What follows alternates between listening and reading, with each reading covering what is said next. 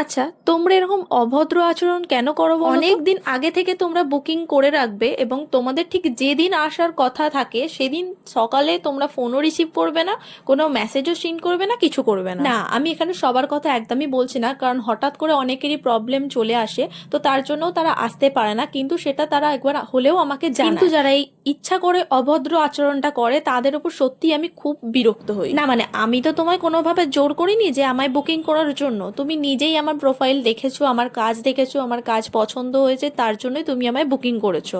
তো বুকিং যখন করেছো, তোমার যখন সেই ডেটে তুমি আসবে না, তখন তার কিছুদিন আগে থেকেই আমাকে অন্তত জানিয়ে দিতে, বা তার আগের দিন রাতে অন্তত জানিয়ে দিতে, কিন্তু না, তোমরা জানাবেও না, তোমরা আসবেও না, অন্তত বুকিংটা তোমরা কন্টিনিউ। যারা একবার হলেও আমার কাছে নেল করিয়েছে তারা জানে, তারা যেই ডেটে আমাকে বুকিং করে তার আগে আমি একবার হলেও তাদেরকে মেসেজ করি যে সে সেই ডেটে আসতে পারবে কিনা।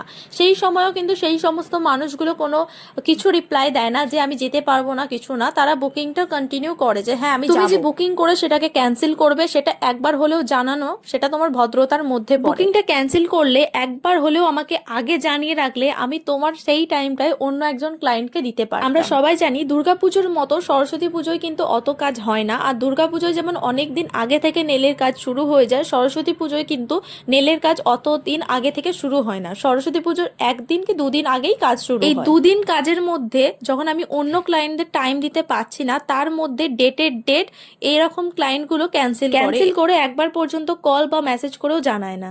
যাই হোক, আজকের কাজটা তোমাদের কেমন লাগলো অবশ্যই কমেন্টে জানিও।